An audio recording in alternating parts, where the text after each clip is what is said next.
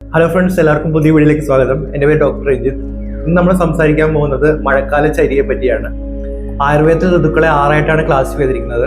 അത് ശരീരത്തിലെ ഏറ്റവും വില കുറഞ്ഞ 2 ഋതുക്കളാണ് ഗ്രീഷ്മ ഋതുവും അതുപോലെ വർഷ ഋതുവും. അതായത് വേനൽക്കാലവും അതിനുശേഷം വരുന്ന മഴക്കാലവും. ഉത്തരേന്ത്യൻ സംസ്ഥാനങ്ങളെ വെച്ച് കമ്പയർ ചെയ്യുമ്പോൾ കേരളത്തിൽ മഴക്കാലം വളരെ കൂടുതലാണ്. ഏകദേശം 6 മാസത്തോളം നമുക്ക് നീണ്ടു നിൽക്കുന്ന ഒരു മഴക്കാലമുണ്ട്.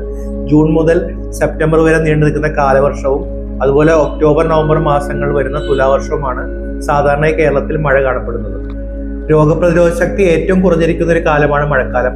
അതുകൊണ്ട് രോഗങ്ങളുടെ ഒരു പെരുമഴക്കാലം എന്ന് വേണമെങ്കിൽ ഈ മഴക്കാലത്ത് നമുക്ക് വിശേഷിപ്പിക്കാം.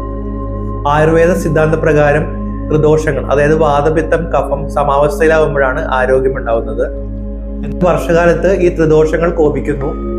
നമ്മുടെ ദഹനശക്തിയും പ്രതിരോധ ശക്തിയും, അതായത് ഇമ്മ്യൂണിറ്റി കുറയുന്നത് കൊണ്ട് നമുക്ക് പകർച്ചവ്യാധികളും ദഹന സംബന്ധമായിട്ട് രോഗങ്ങളും വാദസംബന്ധമായിട്ട് രോഗങ്ങളും ഈ മഴക്കാലത്ത് കൂടുതലായിട്ട് കണ്ടുവരുന്നു.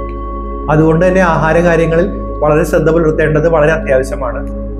ദഹനശക്തി കുറവുള്ളതിനാൽ എളുപ്പം ദഹിക്കാനുള്ള ആഹാരങ്ങളായിരിക്കും മഴക്കാലത്ത് കൂടുതൽ നല്ലത്. നന്നായിട്ട് പാകം ചെയ്ത ആഹാരം മാത്രമേ മഴക്കാലത്ത് കഴിക്കാൻ പാടുള്ളൂ. ഗോതമ്പ്, ചെറുപയർ കൊണ്ടുണ്ടാക്കിയ സൂപ്പ്, അതുപോലെ മാംസരസം എന്നിവ കൂടുതലായിട്ട് നമുക്ക് മഴക്കാലത്ത് ഉപയോഗിക്കാം.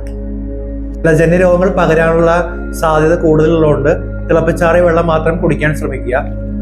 വെള്ളം തിളപ്പിക്കുമ്പോൾ കുറച്ച് ചുക്കോ അല്ലെങ്കിൽ കൊത്തമല്ലിയോ ചേർത്ത് തിളപ്പിക്കുന്നത് നമ്മുടെ ദഹനശക്തി വർദ്ധിപ്പിക്കുകയും അതുവഴി പ്രതിരോധ ശക്തി കൂട്ടാൻ സഹായിക്കുകയും ചെയ്യും. മത്തങ്ങ, പാവയ്ക്ക, പടവലം, അതുപോലെ തന്നെ വെളുത്തുള്ളി, ഇഞ്ചി, കായം ഇതൊക്കെ ഭക്ഷണത്തിൽ ഉൾപ്പെടുത്തുന്നത് നല്ലതായിരിക്കും.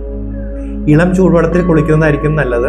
നമ്മൾ തിളപ്പിക്കുന്ന വെള്ളത്തിൽ പുളിയിലയോ കരിനച്ചിലയോ ആവണക്കിനിലയോ ചേർത്ത് കുളിക്കുന്നത് വേദനകളെ കാറ്റി നിർത്താൻ സഹായിക്കും.